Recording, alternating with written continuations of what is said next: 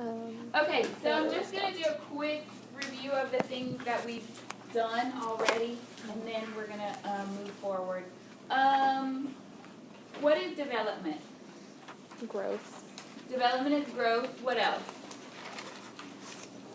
When we think about development, what are we thinking about? Change? Constant change. Constant change over time. Between conception. Between growth and death. I mean, Right. Birth and death. Yeah, Right. that's what I meant. So it's the constant human development. We're talking about constant changes that are happening from conception all the way to death. And when we're thinking about development, we're thinking about the changes that are occurring in your life over time. Very good. Okay, so human development changes in individuals between conception and death. It's an interdisciplinary field. We are going to be studying it from the angle of psychology. However, human development is studied in medicine, computer science, cognitive science, nutrition, neuroscience, and the list goes on and on and on. Okay, we talked about the philosophical issues in development. So make sure that you have your notes on that information, and that you're using them. What is nature versus nurture?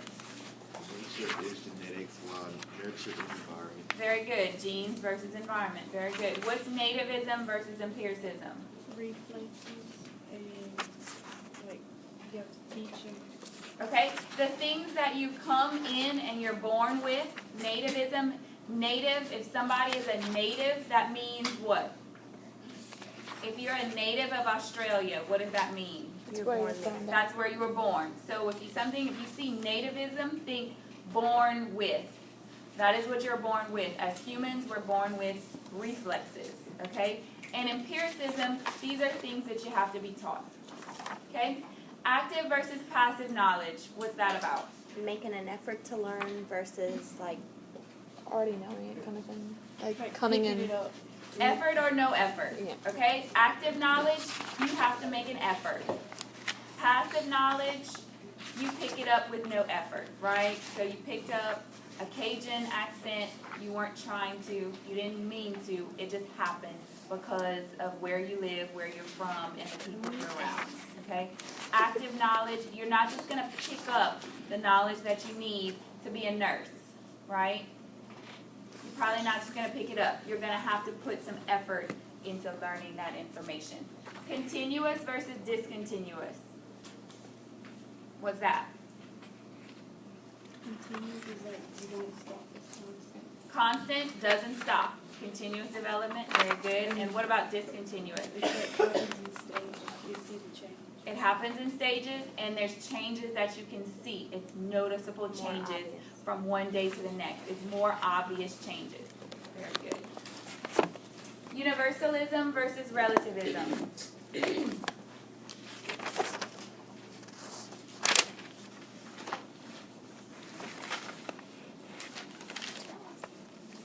What's that one? Pathway of development. Pathway? Okay, so a universal pathway would be what? What's an example of a universal pathway? Like crawling, walking, then running. Right, so you start off with sitting up, then you can crawl, then you walk, then you run. Some people do what? They skip crawling and they go straight to walking. Okay, so universal pathway would be you go from kindergarten to first grade to second grade to third grade and on and on and on. But then some people are atypical. are atypical. Some people skip the second grade, right? Have you ever heard of a person skipping a grade? Because they already know or they're already advanced in that way. So they follow an atypical pathway. Very good. Okay, so when we're talking about our domains of development, these are the 3 domains that we're going to focus on throughout the lifespan. We're going to talk about prenatal development, birth, infancy, early childhood, middle childhood, adolescence, early adulthood, middle adulthood, late adulthood, death. All in these 3 domains of development. Oh, we have this. Okay? Oh, we did. So we already talked about this, evolutionary theory, theories that stress the role of biological factors in the individual's adaptation to the environment. We talked about the person, Charles Darwin being the person who sort of pioneered the evolutionary theory, and his one-liner was survival of the fittest, right? And when we talked about nature versus nurture, which way does this theory lean towards? What's going to cause a person to survive and be the fittest? Their genes. It's going to be their genetics, right? So whoever's genetics are best suited to that environment, they're going to be the ones that survive. Okay? Nativist or empiricist? Would this theory be more nativist or more empiricist? Nativist. Right? Nativist, because it's what you're born with. Okay? So your genes, same thing that you're born with, something that is native to you, that you're born with, is going to make you survive or not survive. Okay? Very good. Okay? We talked a little bit about sociobiology, and this is pretty much the study of biological bases and social behavior. So how do we survive, and what's helping us to survive over time, and in the ways that we relate to each other. Okay, so what are some important things that people need to do in order to survive? Okay, and we're not, as humans, when we're talking about human development, are humans isolated? Do humans live in isolation? No. We typically form Relationship. colonies or tribes or cities or countries. We tend to function in a group, okay, as opposed to functioning in isolation. So that's why sociobiology is really important. Okay? Ethology studies the biological basis of behavior patterns in animals and humans. This follows the belief that many behavior patterns are linked to past ancestral traits. So this is saying that a lot of things, or a lot of behaviors that we are doing, and a lot of things that we do now are things that were necessary for survival way back when. For example, why do we sleep at night? Why don't we sleep during the day? What do y'all think?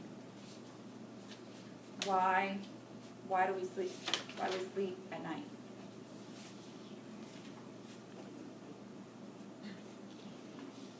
I don't know, because we were just, that's how we grew up. Like, you do whatever during the day and go to bed at night. It's like a Okay, program that that's way. okay for us. Yeah, we just do that because that's what we were taught to do. If we're thinking about like way back when, I would just think it would be because at nighttime it was just easier to hide, and during the daytime everything will be up and moving, so it's easier to hunt. Okay. And also, Why would it be easier for humans to hunt during the day? Because there are a lot of animals that hunt at night. we can't see at night. Because humans don't have great night vision. Our eyes are just not made that way, right? So it makes more sense for us to sleep at night and be awake during the day because we can actually see what's going on. Okay? So this is ethology. It's studying the biological basis of behavior patterns in animals and humans. There's a biological reason why it makes more sense for humans to go to sleep at night because we don't have really good night vision. Like like coyotes, they like hunt at night and they walk around and because they can see. What are some other bats? Possums. Huh?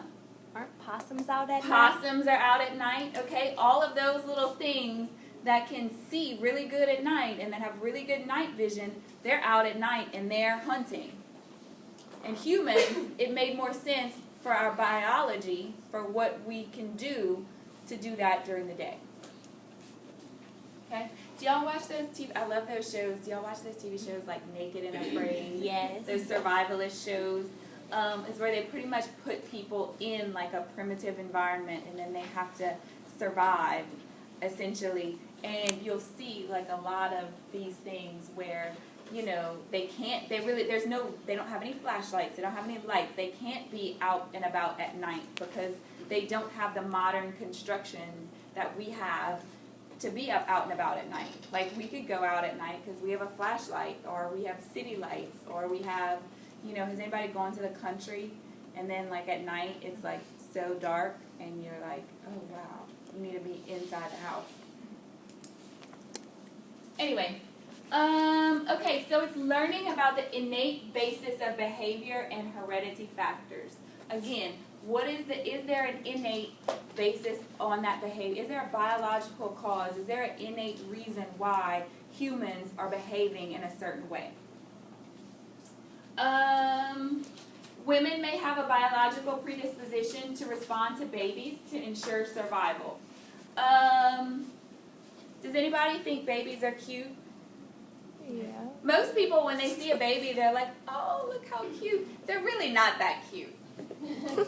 They're really not. I mean, just in general, they're not that cute. But there's probably a biological reason why we feel like infants are cute. They can't do anything. All they do is poop and eat. It's probably because they're innocent. You can't really, they're not, like, you can't, but at the same time, we have a biological tendency to want to care for infants. That's probably something that was really important back in the day, right? Because if you thought this infant was cute and you liked them and they were cuddly or whatever, you would probably take care of that child. Otherwise, nobody would ever get taken care of. Because you really can't do anything for yourself as an infant. So what it's saying is that women may have a biological predisposition to respond to babies. And that would help to ensure the survival of humans on Earth. Because if we all were just like, oh my God, God, babies are so annoying. All they do is cry and poo and pee and eat. And cuddle and sleep. They sleep a lot. They're cuddly. But they really don't do much, I like babies, I'm just saying. Just, they really don't do very much. Okay. Again, for example, the process by which a human infant becomes attached to its parents through emotional bonds. This is similar to imprinting in birds. So birds are born, they see their mother, and they are immediately bonded with that mother that they see. That's similar to now whenever people have babies, don't they tell you, like, as soon as your baby's born, you're supposed to have that bond. They didn't used to do that. They used to, like, as soon as the baby was born, they used to take it away and, like, wash it up and swat and put it in the thing, like, keep it away from the mother. And then they realized that's not facilitating the bonding process that's supposed to happen. What you're supposed to do is have the baby, and the baby needs to immediately begin to bond and form that social, emotional bond with its primary caregiver. So that would be an example. Those are a couple of examples of ethology. Okay, when we talk about the biological theories, the idea is that our biology is our destiny. Okay? So whatever's in our genes, whatever's in our biology, whatever's natural and innate, that's our destiny.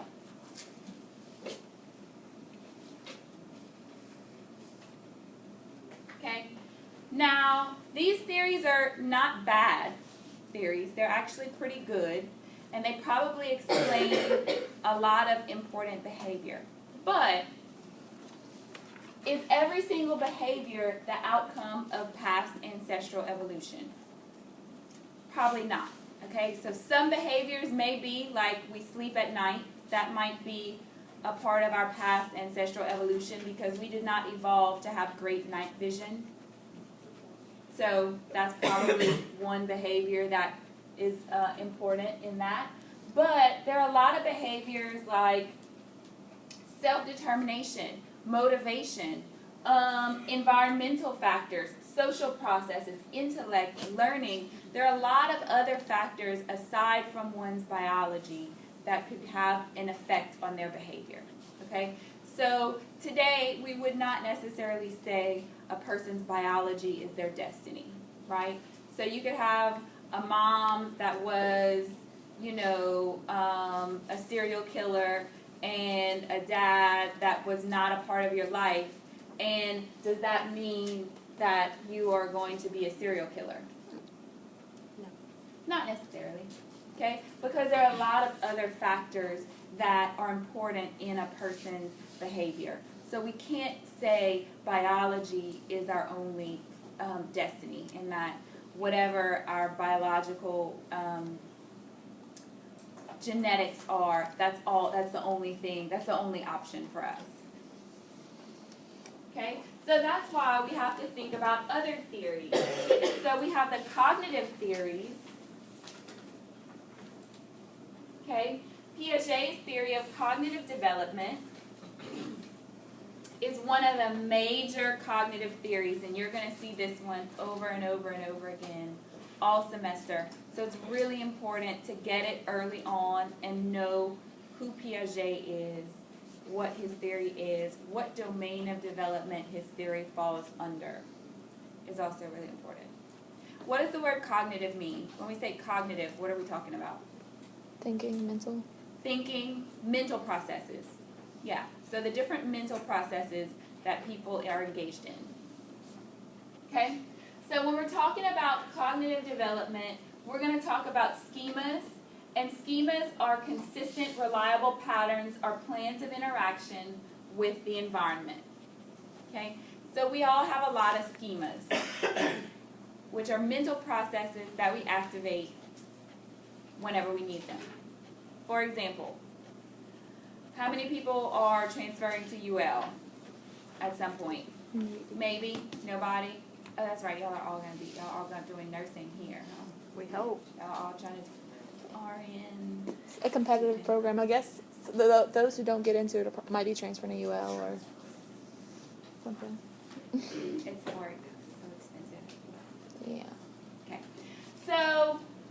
Okay. So we all have a schema that we can activate. We are sitting in a classroom here at SLCC. Okay?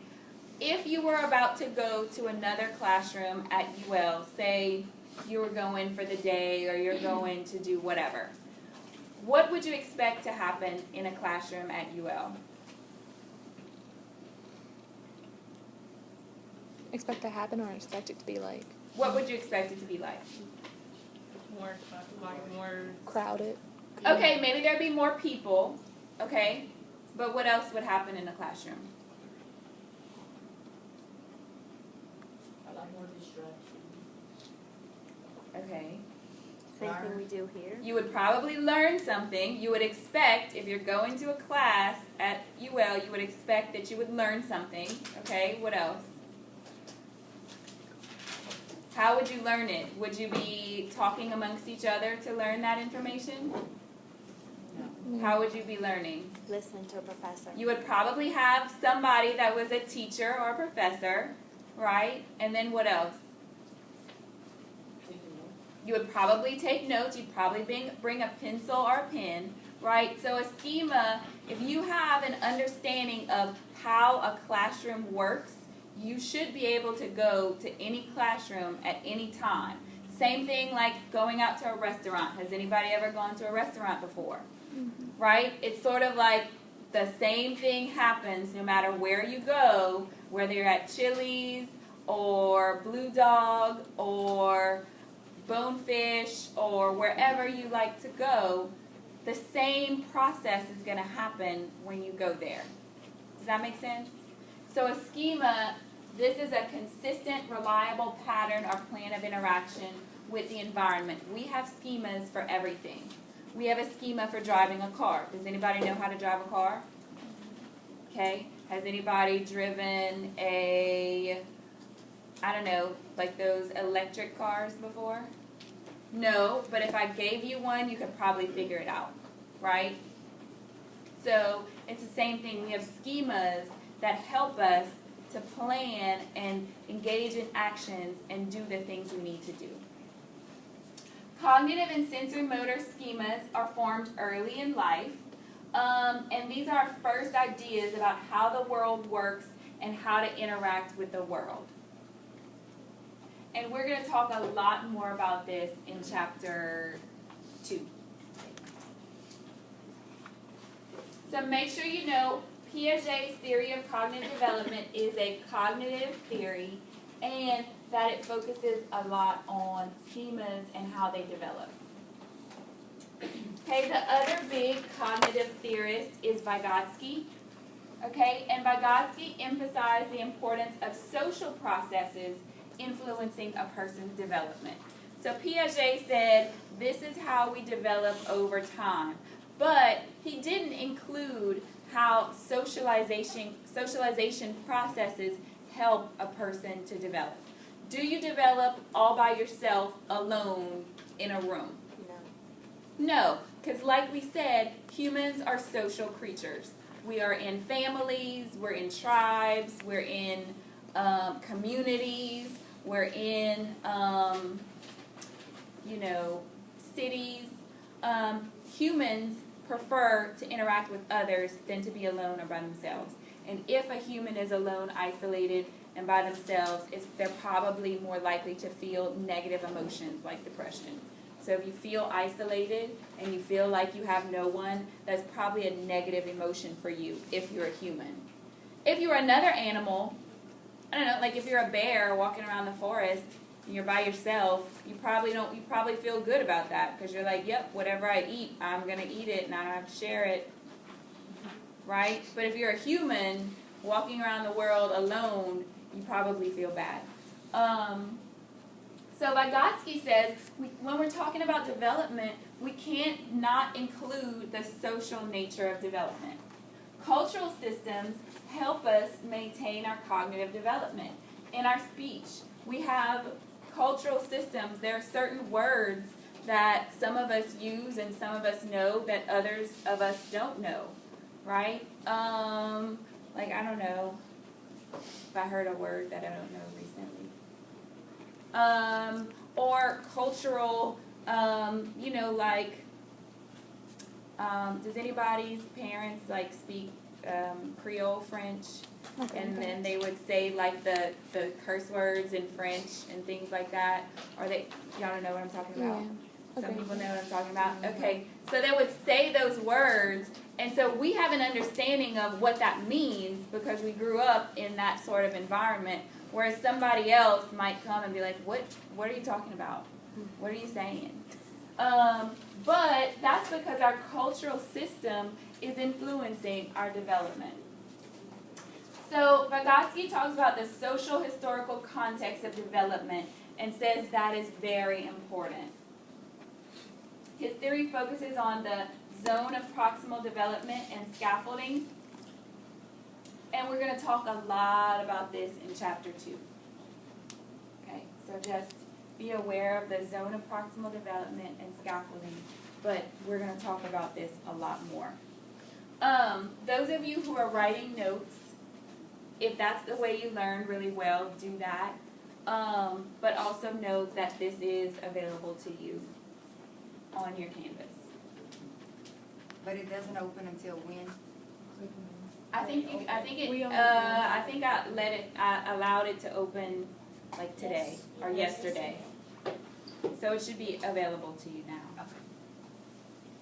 But if you're like me, it helps me to take notes and write things down anyway.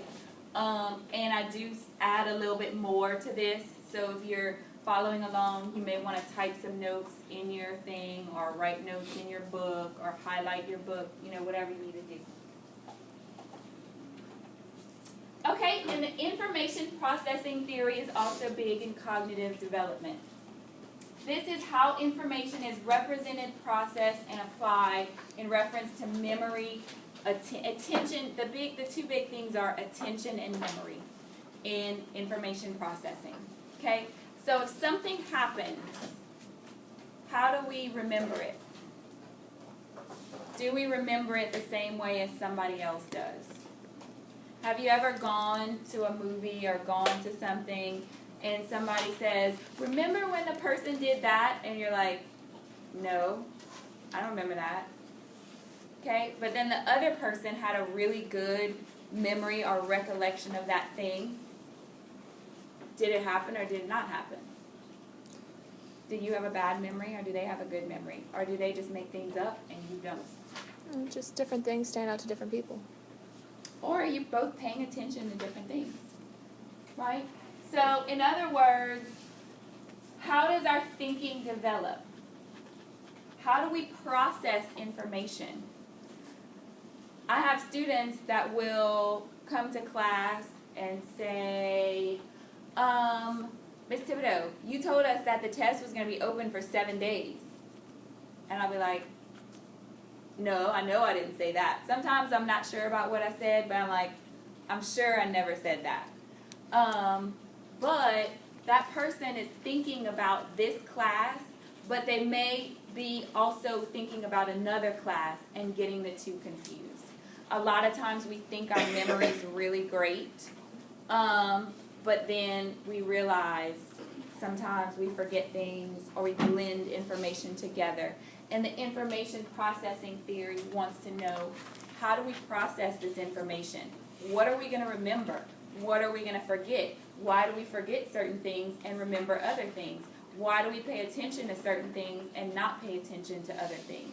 So this is a really important theory of cognitive development.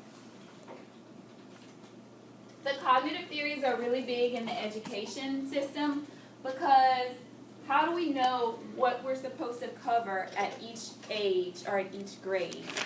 How do we know what we're supposed to teach in the first grade? How do we know what we're supposed to teach to first-time freshmen in college?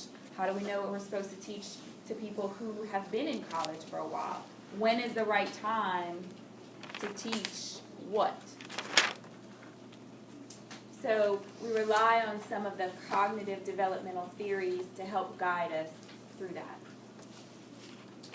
Any questions about what we have done thus far? Any questions about biological theories, cognitive theories, and then our third domain of development is social-emotional, so we're going to go over social-emotional theories as well. Social-emotional theories, or socio-emotional theories. I use those words interchangeably, so socio-emotional and social-emotional, it's the same thing, but I say them interchangeably. Okay, one of the first social-emotional theories is psychodynamic theory, and this theory was proposed by and developed by Sigmund Freud. Has anybody heard of Freud before? Good. That's good. What does Freud talk about? What's he all about? He thinks sex is the basis of everything. He thinks it's the drive of... Okay, he thinks a lot about human sexuality, so that's good because no other theory before him had ever included human sexuality in psychology. So that's really important because everybody else was like, let's not talk about it. But it's a really big part of being human. And it's a big part of evolution, too. It's weird that Charles Darwin never really talked about that. But Freud was like picking it up where he left off. Okay, what else? Other than sex, what else did Freud talk about? Unconscious mind. He was the only first and only to start talking about the unconscious mind. And it's weird because we spend half of our day awake and we spend half of our day asleep, also known as unconscious, right? So it's kind of like, why did nobody think of that before then? Because we spend so much time as humans unconscious, okay? So Freud, he developed the psychosexual stages of development. That was his theory of personality development. He believed that experiences from the past and from a person's unconscious determined present behavior. So he felt like what is driving you is what happened in your past and what's going on in your unconscious mind. Okay?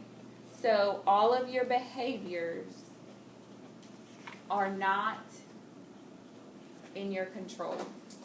Okay, we think, oh, you're making rational choices.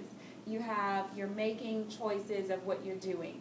Freud would say, no, all of that is a result of what's going on in your unconscious mind. Make sure his iceberg theory is on page 35. Take a look at that. Make sure you know Freud. He's a big person. Make sure you know that his theory is the psychodynamic theory. The next one, and we'll talk a lot about Erikson throughout the semester. Erikson is also a psychodynamic theorist. He has the psychosocial changes. His theory is the psychosocial stages of development. And he says it involves biological, social, and psychological events that take place during life. So he goes all the way from birth, infancy, all the way through death. And he has a series of stages that he says that each person will go through throughout their entire life. These are all on page 38. We are going to talk about them in sequence. So when we talk about birth, we'll talk about the stage he talks about at birth. And then we'll go all the way through death. Does that make sense? So, psychodynamic theorists, Freud and Erikson. Erikson sort of came from, I think he was a student of Freud. So he sort of derived from Freud.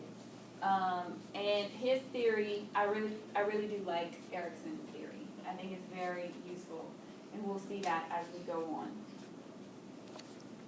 So the next socio-emotional theory is the humanistic. And the humanistic theory and the psychodynamic theory are sort of opposing each other. The humanistic theory says the individual is a dynamic force who seeks self-fulfillment over the course of life. Humans set goals to change their destiny. So this theory is all about free will and freedom of choice. Humanistic theory is called humanistic, right? Human, because it believes that one of the central tenets of being a human is that we have the freedom to choose. Okay? So my dog, I love her to death, but she can only do so many things. Okay? She can't really make too many choices. She doesn't have free will in the same way that we do.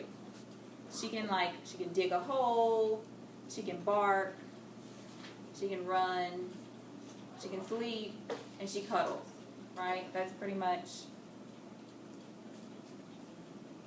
all that she does, right? But as humans, we can set goals to change our destiny. So if my dog woke up and didn't like barking anymore, she can't really do anything about that, you know? But as humans, if we have a specific thing that's going on in our lives, we have the ability to set goals and to change that and to make other things happen for ourselves. Okay, so it says that the environment or our unconscious drives, those are not the only things that are driving our behavior. We also have the ability for free choice and free will. Self-understanding is big, self-actualization. We're going to talk about Maslow's hierarchy of needs, and that's on page 40. That's a really big, important theory in humanistic theory, Maslow's hierarchy of needs, and we will be talking about that throughout the semester. And you need to know that Maslow is a humanistic theorist. Again, human behavior is driven by impulses that are healthy and positive. So humanistic theory thinks that humans are always striving to become better, right? So as opposed to not really caring or not doing anything constructive, but it's saying that humans are constantly trying to get better and better and better. So essentially believes that humans are basically good, right? Whereas other theories don't say either way. Like biological theories, they don't say either way, humans are good, humans are bad. They're just saying, hey, we're evolving and we're doing our thing. Humanistic says it believes that humans are good.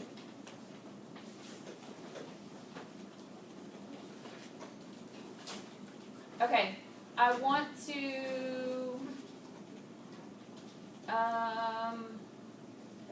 show you this video on attachment theory, but we will watch the attachment theory video. Somebody remind me to show that to you guys Monday. Also, because I want to be able to talk about the behavioral theories. The behavioral theories stress the role of interacting with the environment. Do y'all remember classical conditioning and operant conditioning? There should be a T, not a D. Operant conditioning. Do y'all remember those things from intro? Okay, so it's saying that a person's constantly interacting with the environment in order to learn what they need to do to get what they want from the environment, right? So you are going to, if you get a bad grade, you get an F on your test, you are going to likely change your interaction with the environment. Maybe you'll come to class more, maybe you'll come to office hours, maybe you will study more, maybe you'll take notes differently. You're going to do something in order to change that outcome when you're interacting with the environment. Individuals learn as a result of consequences or rewards that are provided in the environment. If you go to the vending machine and you put money in and you push the button and nothing comes out, are you going to stand there and keep putting money in? Probably not, unless you're at a casino, right? But if you're at the vending machine, you'll probably get mad and you're going to stop putting money in, okay? So it's pretty much saying as a result of the consequence of losing money, you're going to change your behavior, right? Or if you get a reward, you come to class and you realize, oh my God, because you came to class today, you get 10 extra points. You're probably going to be more likely to do that same behavior over and over again. Does that make sense? So the behavioral theories are all about learning and interacting with the environment. The social cognitive theory or the social learning theory, this is saying that learning occurs through observation. So it's saying that you don't always have to interact with the environment. You can watch somebody else do that and learn from them. Does anybody have an older sibling that maybe did things and you said, oh, I want to do those exact same things? Or you had an older sibling that did things and you're like, ooh, I don't want to do those things, right? So you're learning about how you are going to interact with the environment by watching someone else. That would be the social learning theory, okay? It's observational learning. You're learning by observation, and it's modeling. Somebody is a model, and then somebody else is the learner, right? So you're watching, whoever you're watching and learning from would be the model. Does this make sense? Do you guys have any questions about this? No? I think there's one other thing. Systems theory, the bioecological theory, emphasizes nested environments that influence human development. So it's saying that we don't just develop alone by ourselves, isolated in a room. We're influenced by so many things that are going on around us. So here's us, okay, there you are, and then in your microsystem, you have your family and your school and your peers. Those people have a really big influence on you, okay? Then in your microsystem, you have your religious affiliation, where you work, your neighborhood, that's a little bit bigger. In your exosystem, that's the economic system, okay? Are we going through an economic depression? Are we going through an economic boom? That's going to affect you, right? If we're going through a recession again and people are getting laid off, with the oil industry, right? That's really affecting a lot of people, okay? The oil industry is shrinking and people are getting laid off, and those things are affecting you. In your macro system, these are overarching beliefs and values. These are things, beliefs, and values in your society. Okay? Pretty much murder is seen as something bad. you go out and murder somebody, everybody's probably going to think you're a bad person. And your chrono system, dimensions of time. So our chrono system, we have Instagram and Snapchat and all the things that we have. Our parents' chrono system didn't include that.